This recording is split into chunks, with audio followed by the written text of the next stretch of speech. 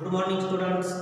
तो देखो 7th standard के स्टूडेंट मैंने दूसरी इकाई से आपको 3 लेसन तक यानी कि 3 लेसन तक मैंने आपको पढ़ाया है और चौथा जो लेसन है शब्द संपदा उसका भी पूर्वार्ध मैंने आपको पढ़ाया है।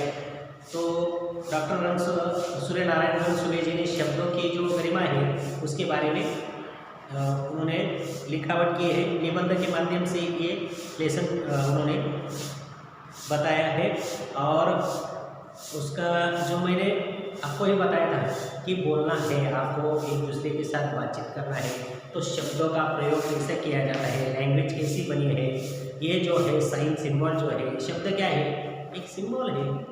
इस सिंबल का आप क्या करते हैं, जो सेंटेंस रहता है, वाक्य रहता है, वाक्य में प्रयोग करके लैंग्वेज बनती है और उस शब्द का प्रयोग कैसा करना चाहिए ये सभी ने उनको मतलब पूरे एग्जाम्पल के साथ बताया है। उन्होंने न्यूटन का भी उन्होंने क्या किया था, एग्जाम्पल दिया था कि जैसे न्यूटन जैसे महान शास्त्रज्ञ अपनी बुद्धि का उपयोग रिसर्च में, बुद्धि का उपयोग, मन का उपयोग और परिश्रम का उपयोग कितना करते थे, ये उन्होंने उदाहरण के साथ बताया था। ये पूर्वार्ध में मैंने आपको पढ़ाया है।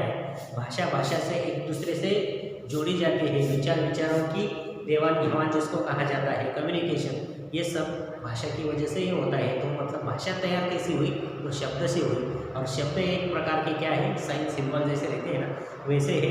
तो फिर और विचार एक दूसरे को जोड़ते भी है और विचार एक दूसरे को तोड़ते भी है। शब्द एक दूसरे को जोड़ते और तोड़ते भी है। शब्द का यूज कैसा करना, नापतोल के शब्द जो है उसका इस्तेमाल करना बहुत जरूरी है, ये रणसुभे जी ने बताया है। अभी उत्तरार्ध में देखो, मतलब जो भी कुछ शब्द है, शब्द की आहट भी उन्होंने जो बताई है, शब्दों का जो उसका निरालापन जो है उन्होंने भी बताया कि अरबी, फारसी या जो भी कुछ हो, संस्कृत हो, वो मतलब कोई ऐसे शब्द रहते हैं, कोई ऐसे शब्द है कि उनका कोई मतलब रूप यानी कि उसका नेचर जो है कोई चेंज नहीं होता। कोई भी लैंग्वेज में चले गए, कौन सी भी लैंग्वेज में चले गए, तो कोई शब्द का प्रारूप जो रहता है वो चेंज नहीं होता। शब्दों के इस प्रकार बाहर जाने और अन्य अनेक भाषाओं के शब्दों के आने से हमारी भाषा समृद्ध होती है। विशेषता वे शब्द जिनके लिए हमारे पास प्रतिशब्द नहीं होते। ऐसे हजारों शब्द जो अंग्रेजी, पुर्तगाली, अरबी, फारसी से आए हैं, उन्हें आने दीजिए, जैसे brush, rail, pencil, radio, car, scooter, station आदि। परंतु जिन शब्दों के लिए हमारे पास सुंदर शब्द है, उनके लिए अन्य भाषाओं के शब्दों का उपयोग नहीं होना चाहिए। ऐसे कोई जो शब्द है उस मतलब कौन से भी लैंग्वेज में वो शब्द का कोई चेंजिंग नहीं होता। जैसे कि उन्होंने बताया है, जैसे कि radio, car, scooter, station, brush, rail, ये शब्द कोई सी भी लैंग्वेज में चले गए तो चेंजिंग नहीं होता उसमें। परंतु तो ऐसे कोई शब्द है वो हर एक लैंग्वेज में चेंज होते हैं। हमारे पास माँ के लिए पिता,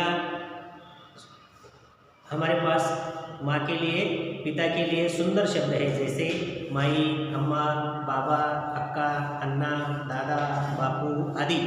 अब उन्हें छोड़ मम्मी, डैडी कहना अपनी भाषा के सुंदर शब्दों का अपमानित करना है। देखो अभी कितने मतलब अभी आप भी देखो कि जो रिश्तेदार होते हैं घर के, वो रिश्तेदार मतलब वो बच्चे जो है, रिश्तेदार के जो भी कुछ बच्चे हैं, या चाहे आप खुद हो, अपने मम्मी डैडी को मम्मी डैडी ही कहते हैं कि उसको मतलब माँ बाप, दादा बापू, अन्ना, काका, ये कम से कम लोग उस शब्दों का प्रयोग करने के लिए तैयार हो रहे हैं। ऐसा मतलब ये बहुत ही गलत है। अगर देखो माँ को माँ ही कहना चाहिए, मम्मी डैडी कहाँ से लाए आपने, मम्मी डैडी ये जो है शब्द, या शुद्ध मराठी में आई, ऐसा लगता है क्या, बहुत ही सुंदर लगता है आई कहने के लिए। ये पिता के लिए भी पप्पा, बेबी, ये ऐसे जो शब्द है उसका यूज नहीं करना चाहिए, ऐसे रणसुभे जी ने कहा है। हमारे मुख से उच्चारित शब्द हमारे चरित्र, बुद्धिमत्ता, समझ और संस्कारों को दर्शाते हैं। इसलिए शब्दों के उच्चारण के पूर्व हमें सोचना चाहिए। कम से कम शब्दों में अर्थपूर्ण बोलना और लिखना एक कला है। कम से कम शब्दों में अर्थपूर्ण, जैसे थॉट रहता है ना, थॉट बहुत कुछ बता देता है, थॉट बहुत कुछ बता देता है। वैसे ही थॉट जैसे स्लोगन जो रहता है, स्लोगन वैसे ही मतलब आपको शॉर्ट एंड स्वीट होना चाहिए, मतलब जो कम से कम बोले और उसका मीनिंग जो है वो बहुत ही अर्थपूर्ण है, उसका वो जो है वो एक प्रकार की कला है। यह कला विविध पुस्तकों के वाचन से, परिश्रम से साध्य हो सकती है। ये मतलब ऐसे डायरेक्टली आपके पास नहीं आएगी, कई आप मतलब जो पुस्तक है लाइब्रेरी में जाके आप कोई भी पुस्तक ढूंढकर वहाँ पढ़ेंगे तभी ये कला आपको प्राप्त होगी। जैसे भाषण करने वाले जो लोग रहते हैं, मतलब स्कूली दर्जा में जो भाषण करने वाले जो लोग रहते हैं उसके पास जैसे स्लोगन, जैसे घोषवाक्य, ये जो कोई मतलब रहता है उसके पास, तो लैंग्वेज प्रभावित होती है। सीधे सीधे बोलने से लैंग्वेज का प्रभाव नहीं पड़ता, लेकिन ग्रामेटिकली, स्लोगनली ये जो सेंटेंस आप मतलब यूज कर सकते हैं तो वो मतलब प्रभावशाली आप वक्ता भी बन सकते हैं। मात्र एक गलत शब्द के उच्चारण से वर्षों की दोस्ती में दरार पड़ सकती है। एक शब्द से मतलब अपनी 10, 15, 20, 50 साल की दोस्ती में दरार पड़ सकती है। एक शब्द का प्रयोग, देखो शब्द में कितनी पावर है। अब किस समय किसके सामने किस प्रकार के शब्दों का प्रयोग करना चाहिए, इसे अनुभव, मार्गदर्शन, वाचन और संस्कारों द्वारा ही सीखा जा सकता है। सुंदर, उपयुक्त और अर्थमय शब्दों से जो वाक्य परीक्षा में लिखे जाते हैं उस कारण ही अच्छी श्रेणी प्राप्त होती है। अनाप शनाप शब्दों का प्रयोग हमेशा हानिकारक होता है। अनाप शनाप शब्द मतलब गैर शब्द जो है, वो गैर शब्द का इस्तेमाल किया तो मतलब आपका जो भी कुछ है सब हानिकारक है। जो शब्द है वो शब्द अच्छी तरीके से यूज करना चाहिए। कहाँ कर आप किसके साथ बोल रहे हैं, कौन है आगे, सामने कौन है, किसी से बातचीत करते हैं, कैसे वार्तालाप करते हैं, आप एक दूसरे से कम्युनिकेट कैसे करते हैं, ये सब कुछ आपके ऊपर डिपेंड रहता है। आपने कितना मतलब पुस्तकों का जायजा लिया है, कितने पुस्तक पढ़े हैं, इसके ऊपर वो डिपेंड रहता है। प्रत्येक व्यक्ति के पास स्वयं की शब्द संपदा होती है।